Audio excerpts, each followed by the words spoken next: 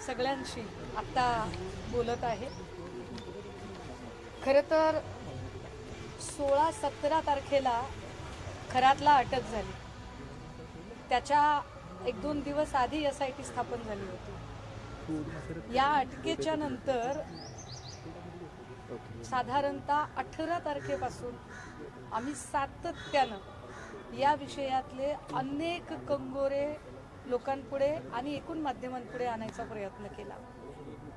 आज 16 तारीख आहे, म्हणजे या घटनेला तब्बल 1 महिना पूर्ण होत आहे। मात्र या 1 महिन्यामध्ये पोलिसांपेक्षा अधिक काम माध्यमं आणि आमच्यासारख्या अनेकांनी केलं, पण पोलिसांकडून ती तपासाची गती अजूनही म्हणावी तशी दिसत नाही।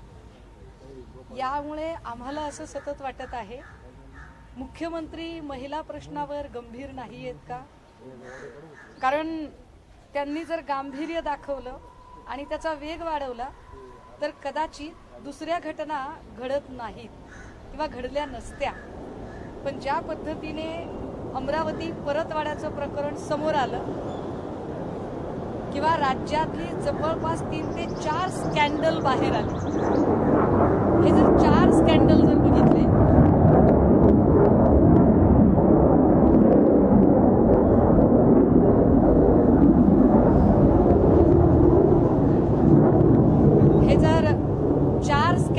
बघितले ज्या अर्थी तुम्ही खरात प्रकरणावर गंभीर नसता त्या अर्थी लोकांना तुम्ही एका अर्थाने गुन्हे करण्याची सूट देत आहात का? मी आज अमरावती परतवाड्याची बातमी बघताना बघितलं की परतवाड्यातला जो आरोपी आहे त्याच्या घरावर बुलडोजर चालवला गेला। अभिनंदन आहे तुमचं, चांगली गोष्ट आहे।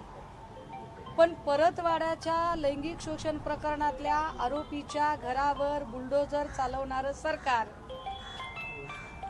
खरातचा आलिशान फार्म हाऊस कुणाच्या आशीर्वादाने टिकलाय हे सांगणार आहे का? परतवाड्याच्या तत्परतेने बुलडोजर लावलाय, तो लावायलाच हवा, चांगलं झालं।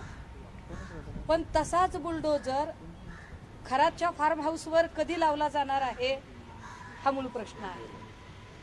फक्त खरातच्याच फार्म हाऊसवर का हा बुलडोजर चालवावा? खरातशी आर्थिक संबंध असणाऱ्या चाकणकरांच्या ज्या प्रॉपर्टीज आहेत तिथे सुद्धा बुलडोजर चालवला गेला पाहिजे।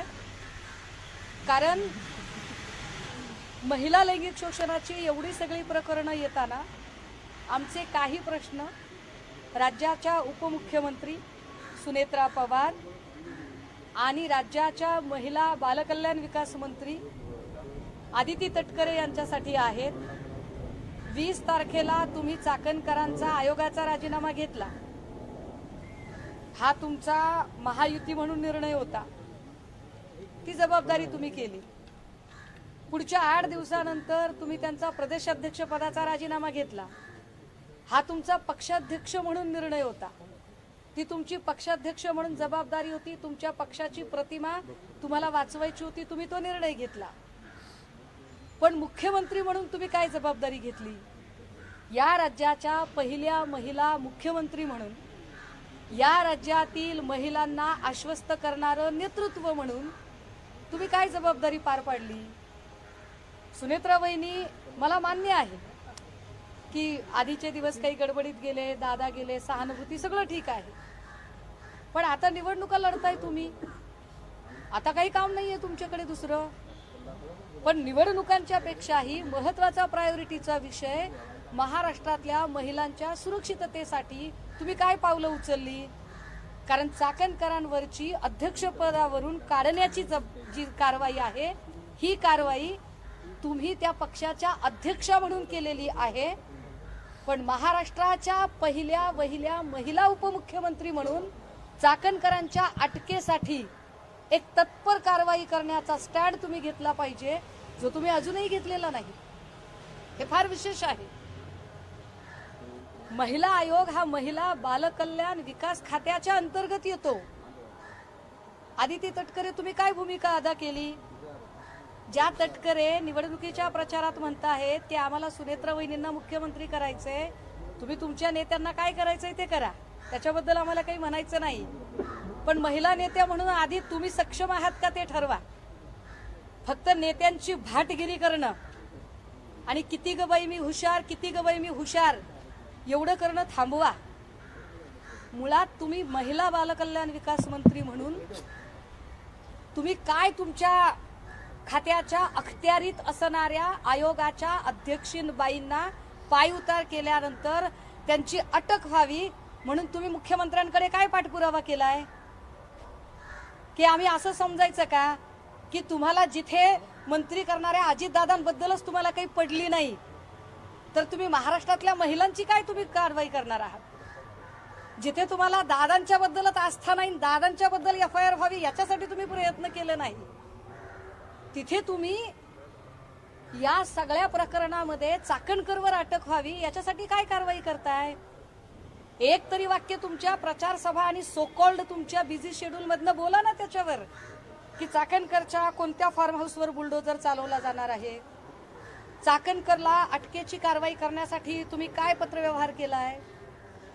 कारण ही जबाबदारी आहे तुमची महिला नेता म्हणून. नाही तर भविष्यात तुम्ही हे बोलून घेऊ नका की मी महिला नेता आहे, भविष्यात तुम्ही हे सांगू नका की आम्ही याला महिला मुख्यमंत्री करणार आहे त्याला महिला मुख्यमंत्री करणार आहे.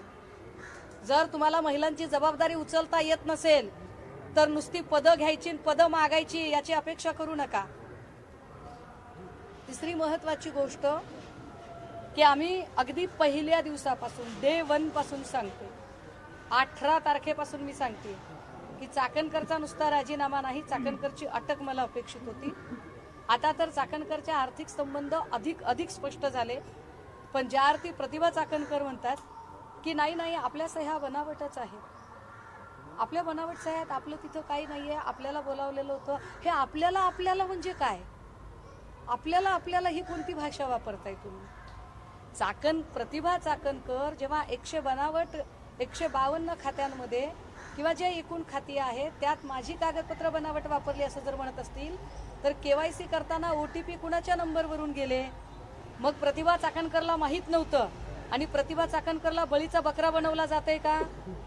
कारण प्रतिभा चाकणकर पेक्षा जास्त इन्व्हॉल्वमेंट ही रुपाली चाकणकरांची आहे. पण रुपाली चाकणकरांचा राजकीय महत्वाकांक्षा, राजकीय मुत्सद्देगिरी याचा बळी प्रतिभा चाकणकर ठरत आहे का?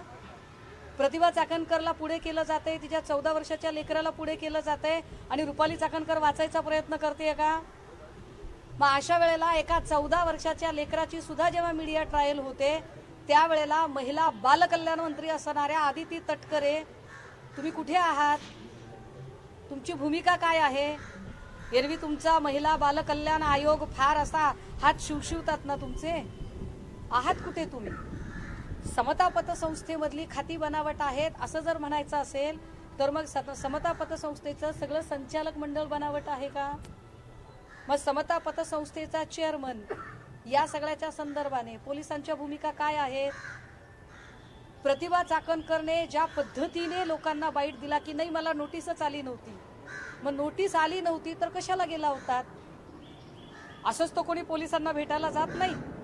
आणि जर असं म्हणू आपण की नाही त्यांच्या मनात फारच आपुलकीची आणि कायद्याची चाड वगैरे अशी काहीतरी भावना होती तर मग ती कायद्याची चाड ज्या क्षणी प्रतिभा चाकणकर आणि रुपाली चाकणकरांची नावं माध्यमांनी घेतली, ज्या क्षणी ही नावं चर्चेमध्ये आली, अगदी त्याच क्षणी या दोघीही पोलिसांना भेटायला का गेल्या नाही? ज्या प्रतिभा चाकणकर दर 3 दिवसांनी नथी आडून तीर मारतायत, ज्या प्रतिभा चाकणकर दर 3 दिवसांनी माध्यमांना ग्राफिक्स बनवून बाईट पाठवतायत, त्या चाकणकर जर एवढ्या धुतल्या तांदळाच्या आहेत तर चाकणकरने एकदा एखादी जाहीर प्रेस घ्यावी आणि या सगळ्या प्रश्नांची उत्तरं द्यावी. जो न्याय अमरावती परतवाडामध्ये बुलडोजर लावण्याचा असतो तोच न्याय चाकणकर आणि अशोक खरातच्या प्रॉपर्टीला लावला पाहिजे. 1 महिन्यापासून तुम्ही खरातचा फार्म हाऊस आम्हाला दाखवताय पण त्याच्यावर बुलडोजर चालवला जात नाही. याला कृपाशीर्वाद सुनील तटकरेंचा आहे की ठाणेकरांचा आहे? कारण ठाणेकरांचं कनेक्शन पुन्हा पुन्हा पुन्हा पुन्हा पुढे येत आहे. ठाणेकरांच्या कनेक्शनमध्ये अजूनही एकट्या चाकणकरच नाही, ठाणेकरांच्या कनेक्शनमध्ये केसरकरचं अजूनही कुठलीही चौकशी झाली नाही. जो दीपक लोंढे अतिशय जवळचा माणूस आहे, त्या दीपक लोंढेच्या सोबत दीपक केसरकरचे असणारे घनिष्ठतम संबंध बघता केसरकरला अजूनही चौकशीला बोलावलं जात नाही. मुख्यमंत्री साहेब, तुम्ही कुणाला वेड्यात काढताय? कोण कुणाला वेड्यात काढताय ते आम्हाला एकदा कळू द्या. काय चाकणकरांना हा संदेश चाकणकर देतायत का की मी कोणालाच मानत नाही, जुमानतच नाही, मी तटकरे माझा बॉस आहे तर मला कोणीच काही करू शकत नाही, हे सांगायचंय का चाकणकरांना? आणि याला तुमची छुपी मान्यता आहे का?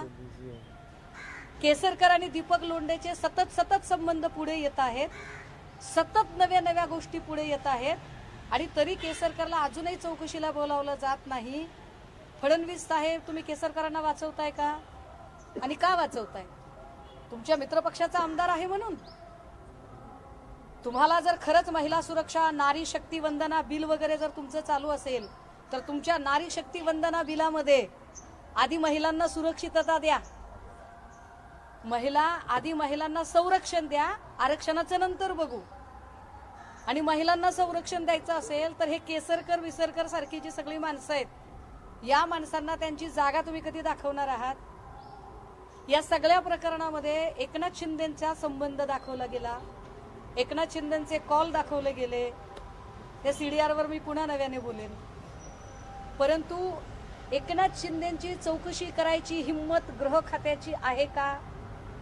मी माझ्या 8 दिवसापूर्वीच्या पत्रकार परिषदेतही हाच प्रश्न विचारला होता की कदाचित SITला स्वतःचा जो एकूण त्यांचा पोर्टफोलिओ आहे, त्या पोर्टफोलिओमध्ये कदाचित DCMचा पोर्टफोलिओ त्यांना जास्त उंचीचा वाटत आहे, त्यामुळे ते DCMच्या चौकशीचे आदेश काढू शकत नाही, समन्स काढू शकत नाही. मग जर असं असेल तर मग चौकशीचा फार्स कशाला करताय? हा फार्स करू नका. खरंच महिला सुरक्षित ठेवायच्या आहेत का?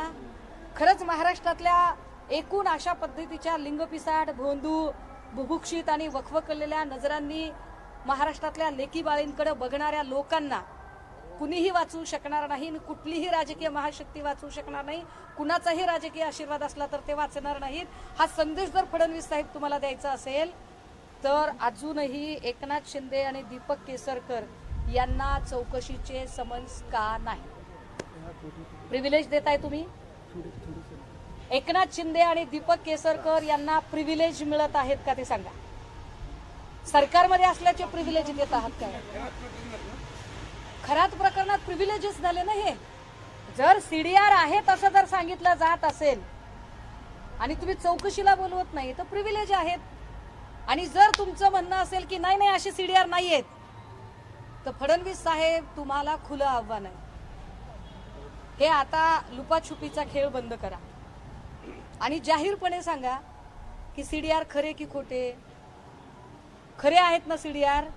आम्ही खरे आहेत असं मानून चालतो. चला, CDR खरे आहेत असं जर तुमचं म्हणणं असेल तर केसरकर आणि एकनाथ शिंदे यांना चौकशीला कधी बोलवणार आहात? आणि चाकणकरवर तर आत्ता गुन्हा दाखलच झाला पाहिजे, कारण ज्या पद्धतीची इन्व्हॉल्वमेंट चाकणकरची दिसलेली आहे ते बघता चाकणकर आतापर्यंत गजाड व्हायला हव्यात. पण मी पुन्हा सांगते की प्रतिभा चाकणकरचा बळी दिला जात आहे का रुपाली चाकणकरच्या राजकीय मुत्सद्देगिरी पुढे? कारण सगळं रुपाली चाकणकरांनी केलं, पण कागदोपत्री प्रतिभा चाकणकरांना अडकवण्याचा प्रयत्न, असं काही होतंय का? ह्या सगळ्याच प्रश्नांची उत्तरं. आणि महत्वाचं की खराच्या बंगल्यावरचा बुलडोजर कधी चालवला जाणार आहे, समता पतसंस्थेचं काय, हे सगळे प्रश्न आता फडणवीस साहेब, असं होऊ नये की तुमच्या प्रामाणिकपणाबद्दल लोकांना शंका याव्या. कारण तुम्ही ज्या पद्धतीने, कारण उगाच असं मांजराने उंदराला सतत सतत खेळवायचं, एकदाच काय तो सोक्षमोक्ष लागू द्या ना, उंदीर सोडून तरी द्या, नाहीतर खटकन खटका पाडा. आणि एकदा काय ते महाराष्ट्राला कळू देत की याच्यामधले कोण कोण आरोपी आहेत. ते याच्यासाठी की पॉलिटिकल प्रिव्हिलेज असेल तर आम्ही वाचू शकतो, असा संदेश अजिबात एकाही लिंगपिसाटाकडे जाता कामा नये. कितीही मोठा राजकीय वरदहस्त असला तरी त्याची गय होणार नाही, हा संदेश जर द्यायचा असेल तर चाकणकरच्या अटक आत्ता तात्काळ होणं गरजेचं आहे. एकनाथ शिंदे आणि केसरकर या दोघांच्या चौकशा आत्ता होणं गरजेचं आहे. आणि चाकणकरची प्रॉपर्टी आणि खरातची प्रॉपर्टी या दोन्ही प्रॉपर्टीवर बुलडोजर चालवणं हे सुद्धा तितकंच गरजेचं आहे. हे महत्वाचे मुद्दे.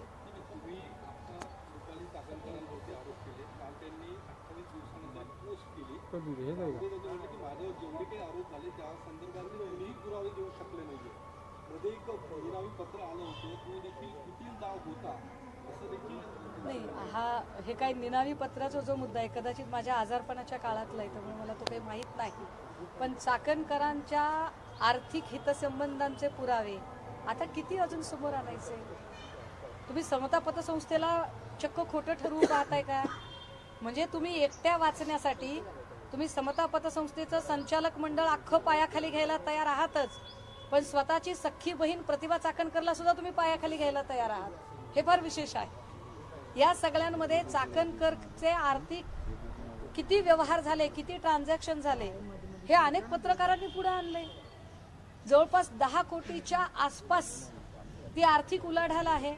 आत्ताही त्या 2 खात्यांवर प्रत्येकी 60-60 हजारापेक्षा जास्तीच्या रकमा उपलब्ध आहेत. ज्याचा नॉमिनी हा 10वी नापास खरात आहे, याच्या उपर चाकणकर तर इतक्या निर्डावलेल्या आहेत आणि इतक्या निगरगट्ट आहेत की ते असंही खोटं बोलल्या की मला तर काय समन्स आलं नाही, पण त्यांना समन्स आले अशीच माहिती आज अजून कोणीतरी बाहेर आणली. त्यामुळे चाकणकरांनी हे खोटं बोलणं, हा निगरगट्टपणा हे सगळं थांबवावं.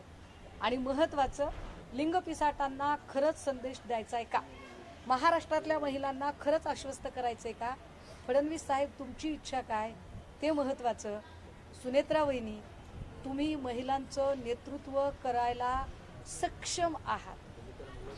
महाराष्ट्राच्या तुम्ही पक्षाचं नेतृत्व करायला सक्षम आहात हे तुम्ही दाखवलं चाकणकरांचा राजीनामा घेऊन. पण महाराष्ट्राच्या महिलांचं नेतृत्व करायला तुम्ही सक्षम आहात का, हे जर तुम्हाला दाखवायचं असेल तर चाकणकरांची अटक होण्यासाठी तुमचे प्रयत्न काय ते तुम्हाला दाखवावे लागतील. आणि आदिती तटकरे, तुम्ही ज्या खात्याच्या मंत्री आहात, आधी त्या खात्याशी संबंध असणारी कामं तुम्ही बघा आणि मग बाकीच्या गोडगोड गोष्टी करा.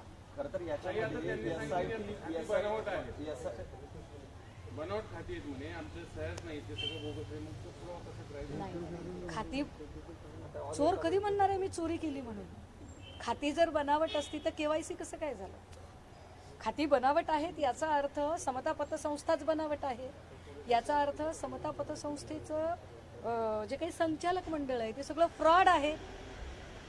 या सगळ्यांमध्ये चाकणकर केवढा मोठा गुन्हा करतायत चाकणकरांना तरी कळतंय का? कारण या पतसंस्थेमध्ये जेवढा उद्योगपतींचा पैसा असेल कदाचित तेवढाच गोरगरिबांचा सुद्धा पैसा असेल. उद्या जर हे सगळी बँक लिक्विडेशन किंवा याच्यावर काही कारवाया सुरू झाल्या तर गोरगरिबांचा पैसा सुद्धा याच्यातला अडकेल. चाकणकर स्वतःला वाचवण्यासाठी अजून किती खोटं बोलणार आहेत आणि अजून किती. आणि ह्या एवढं खोटं चाकणकर बोलतात लिलया, हसत खेळत माध्यमांशी बोलतात. याचा अर्थ चाकणकर हे डोक्यात पक्का त्यांचा माइंडसेट आहे की काहीही झालं तरी जोपर्यंत तटकरे राजकारणाच्या पटावर ताकदवर आहेत तोपर्यंत आम्हाला धक्का लागणार नाही, कारण आम्ही तटकरे लॉबीचे पाईक आहोत. दुसरी गोष्ट, SIT नेमून 1 महिन्याचा सगळा तपास काय करते? बघा, 20 तारखेला जेव्हा चाकणकरांचा राजीनामा झाला आणि माझ्या माहितीप्रमाणे 25 तारखेला वगैरे या सगळ्या संबंधाने मीच माध्यमांशी बोलताना म्हटलं की आपण SIT बद्दल इतक्या लवकर जजमेंटल नको होऊया, आपण जरा त्यांना वेळ देऊ. पण त्याच्यानंतर खूप बोलून झाल्यावर 10 दिवसांनी SITने एक प्रेस कॉन्फरन्स घेतली. आम्हाला असं वाटलं की या प्रेस कॉन्फरन्समध्ये काहीतरी अत्यंत व्हॅलिड आणि सॉलिड अशी त्या मांडणी करते. पण त्यांनी ज्या गोल गोल गोल गोल अगदी म्हणजे ज्याला एक सिंपती कार्ड खेळणं ज्याला म्हणतात, अशा पद्धतीने जी त्यांची मांडणी होती ती बघता त्यांच्याकडून फार आम्ही अपेक्षा कराव्यात अशी स्थितीच उरलेली नाही. अमरावती परतवाड्यात मला परत भीती वाटत होती की SIT स्पेशालिस्टच होतात की काय, पुन्हा सातपुतेंनाच ती जबाबदारी मिळते का काय. पण पुन्हा आभार की किमान विशालजींना ती जबाबदारी मिळालेली आहे, नशीब, आणि त्यांच्याकडून आता तुलनात्मक अधिक चांगलं काम होईल अशी अपेक्षा करूया. हे किती वाईट आहे या देशामध्ये. कुणालाच त्याच्यामध्ये अजूनपर्यंत कुणाचं आकुंठ्यांना बोलवलंय का? खराबच्या संबंधित खोपड्या असेल किंवा इतर कोणतं कुणालाच त्यांनी बोलवलं नाही. खरातच्या प्रकरणामध्ये दीपक लोंढे जितका भागीदार तितकाच दीपक केसरकर. त्यामुळे दीपक केसरकरांची चौकशी होणं गरजेचं, ललित पोफळेची चौकशी होणं गरजेचं. पोफळेच्या सोबत मी हे माझ्या मागच्या पत्रकार परिषदेतही सांगितलं, पुन्हा एकदा सांगते, पोफळेच्या सोबत नाशिकमध्ये 3-4 कंपन्या अशा आहेत ज्या कंपन्यांमध्ये एक असा स्वतःला सोकॉल्ड हुशार समजणारा पोपट सत्ताधाऱ्यांमधला त्याची भागीदारी आहे, आणि तीही भागीदारी 1-2 दिवसात मी ती पुढे आणेल. पण याच्यातल्या कुणाचीही चौकशी होत नाही, हे फार गंभीर आहे. यातला भांडेला मी पहिल्या दिवसापासून सांगते की भांडेला त्याच्या आहे त्या जागेवर पुन्हा परत पाठवणे हा न्यायच नाहीये. भांडेची अटक होणे गरजेचे आहे, कारण भांडेला SRA मध्ये आणला कुणी, भांडेला प्रमोटी कलेक्टर बनवला कुणी, भांडेची मागच्या 2 वर्षातली वाढलेली प्रॉपर्टी, भांडे आणि राहुल आय थिंक देशमुख, मला तर जरा नाव कन्फ्यूज होते, यांची पत्नी, भांडेची पत्नी आणि कल्पना खरात यांच्या असणारे काही संपत्तीचे विश्लेषण, हे जर सगळं बघितलं तर इतकं गंभीर आहे आणि याच्यातलं काहीच पुढे येत नाही. याच्यानुसार काहीही कुठलीही कायदेशीर कारवाई होत नाही. म्हणून मी शब्दप्रयोग केला की मुख्यमंत्री महोदय, मांजराने उंदराला खेळवावं तसं खेळणं आता बंद झालं पाहिजे. नाही, मला ऐका, महिला अधिकाऱ्यांच्या कार्यक्षमतेवर मी प्रश्नचिन्ह निर्माण करायची गरजच नाही. महिला अधिकारी ज्या आहेत त्या निश्चित सक्षम असतील. महिला अधिकाऱ्यांच्या इच्छाशक्तीवर माझा प्रश्नचिन्ह आहे की तुमची इच्छाशक्ती आहे का, की तुमची इच्छाशक्ती असावी किंवा नसावी ही अजून कोणाच्या मर्जीवर अवलंबून आहे का, हे आता कळलं पाहिजे. कारण याच्यातल्या बरं हे किती कमालीचं आहे की एका वाहिनीच्या वादविवादादरम्यान चाकणकरांचा वकील असा छातीत ठोक सांगतो, एकाही SITच्या अधिकाऱ्याने हिंमत करावी आम्हाला समन्स आलंय हे सांगायची. कुठून छाती येते एवढी? एवढं चॅलेंज केलं जातं, धडधडीत खोटं बोललं जातं की अरे सरळ सरळ तुम्हाला समन्स आलेला असतानाही तुम्ही खोटं ठरवता. कुणाच्या जीवावर चाकणकर खोटं बोलतात?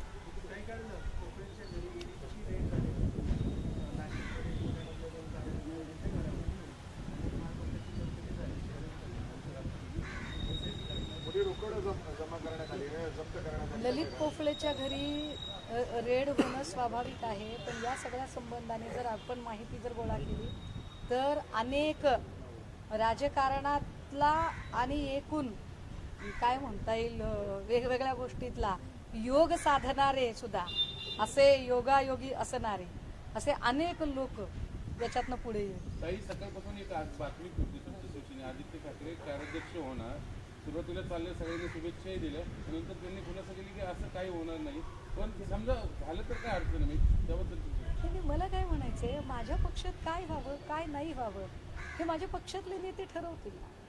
आणि महत्वाचं आदित्यदादांच्या संदर्भाने जर प्रश्न असेल तर आत्ता ते कोणत्या पदावर आहेत यापेक्षा ते ज्या विजनला घेऊन काम करत आहेत त्यांचा शब्द आमच्यासाठी प्रमाण आहे.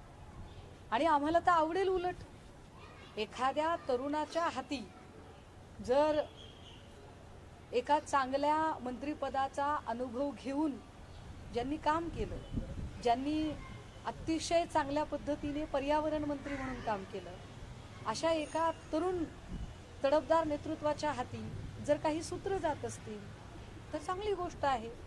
त्याच्यामध्ये फार म्हणजे भुवया उंचवण्याचं काहीच कारण नाही. उलट आम्हाला आवडेल, किंबहुना असं पक्षाचं जरी ठरलं नसलं तरी पक्षाने असं ठरवावं असं माझ्यासारख्या कार्यकर्त्याला सुचवावं असं वाटेल. हो, मला आवडेल, नक्की आवडेल. आणि आम्हाला नक्की की चांगलं झालं माध्यमांच्या चर्चेतून का होईना, जर अशी एखादी चर्चा सकारात्मकतेने बाहेर येत असेल तर निश्चितपणे असा बदल आम्हाला आमच्या नेतृत्वाला सुद्धा सुचवायला हवा. गोरेगावमध्ये जी पार्टी झाली त्यात 2 ते 3 जणांना आपला जीव जो आहे तो गमवावा लागला होता. अनेक गोष्टी त्यातून आल्या, ड्रग्स सेवन झालं त्या पार्टीमध्ये. आणि ती रेव पार्टी होती का? तुम्ही काही माहिती घेतली आहे का? ही रेव पार्टी होती अशीच माहिती पुढे येते. पण या सगळ्या संबंधाने पुन्हा आपण पहिले पाडे 55 तिथेच येतोय की जे माननीय गृहमंत्री म्हणतात की मी पाळमुळं खणून काढणार. कुठली पाळमुळं तुम्ही खणून काढली? अहो, ड्रग्जवर इतकं भांडते मी, तुम्ही नाही पाळमुळं खणून काढलेली. फार खंत आणि खेदाने म्हणावं लागतंय की फडणवीस साहेब, ना तुम्ही ड्रग्ज प्रकरणातली पाळमुळं खणून काढताय, ना तुम्ही लैंगिक शोषण प्रकरणातली पाळमुळं खणून काढताय. ते झालं असतं तर कदाचित हे प्रकरणं अशी रोज नवी प्रकरणं बाहेर यायची हिंमत झाली असते.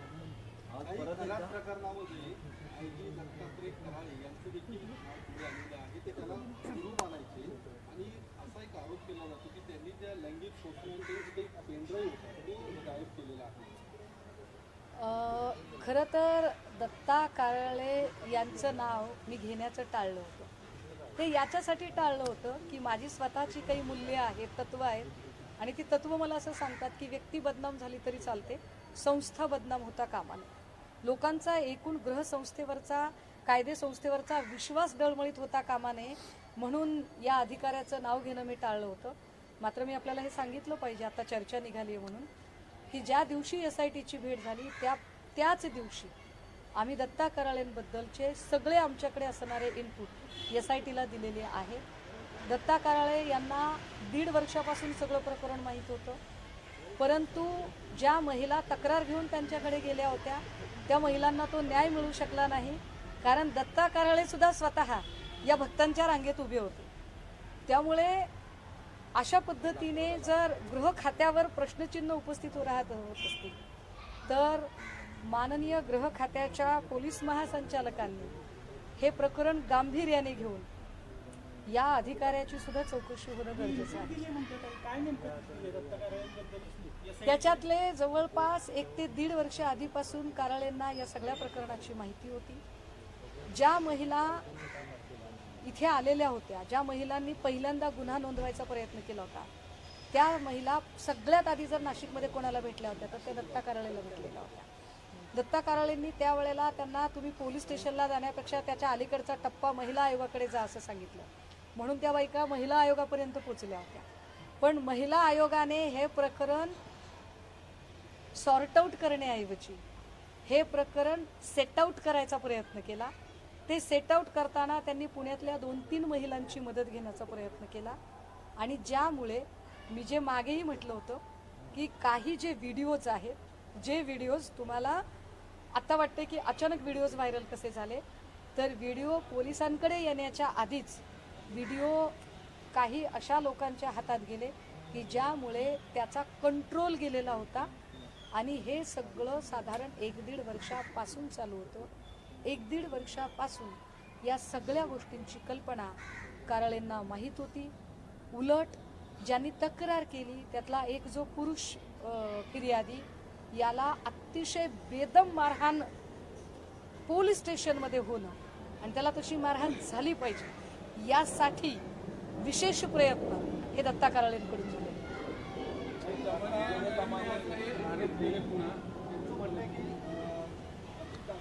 घराबाहेर जी घडामोडी झाली होती त्यावेळी खरात 17 तारखेला रात्री ठाण्यात होता. दुसऱ्या दिवशी देखील दिवसभर खरात हा 18 तारखेला ठाण्यात होता. एकूण त्यांना काय नेमकं सुचवायचं त्या पद्धतीने त्यांनी हे आरोप केले? नाही, दमानिया हे एक मराठवाडा नामांतरानंतर न सुटलेला प्रश्न आहे.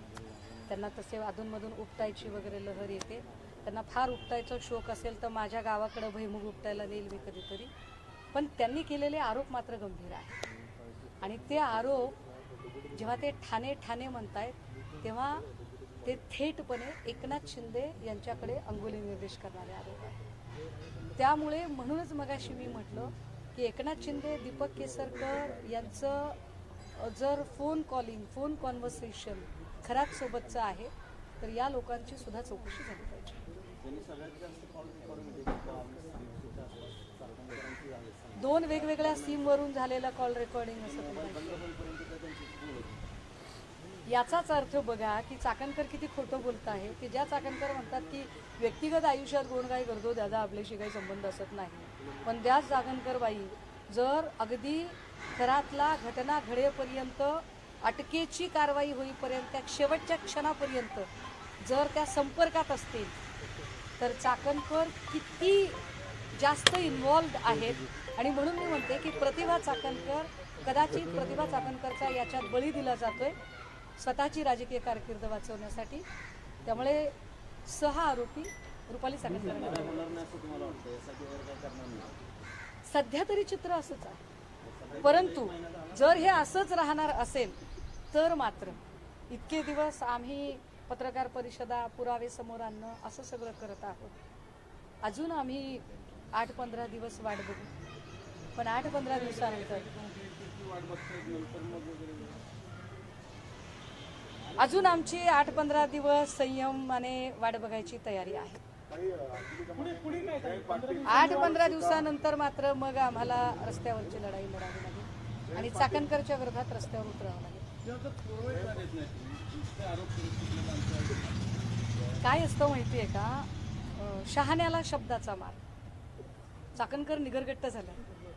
एवढ्या सगळ्या लोकांनी पुरावे बाहेर काढले, पत्रकारांनी पुरावे बाहेर काढले, स्वतः समता पतसंस्थेचा संचालक आणि चेअरमन बोलत आहे, आर्थिकचे सगळ्या ट्रान्झॅक्शन समोर आहेत.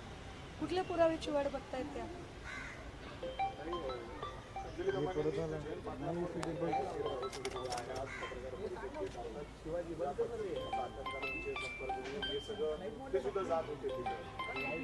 मी म्हटलं ना की काही प्रश्न एवढे गंभीर अनाकलनीय.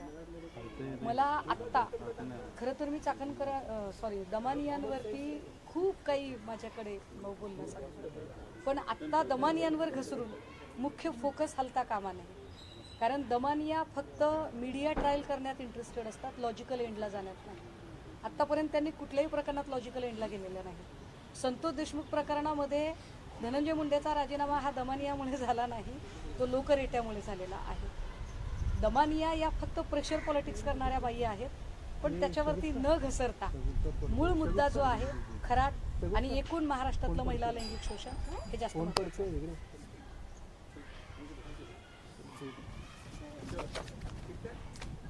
बुलडोजर अमरावतीचं गंभीर आहे तसं त्यांनी स्वतःच व्हिडिओ करून त्याच्यात अल्टिमेट ओके हे झालं ना हे मध्ये नको मध्ये नको जाऊ का समोर नको नको नको थांबा सर मागून करायचं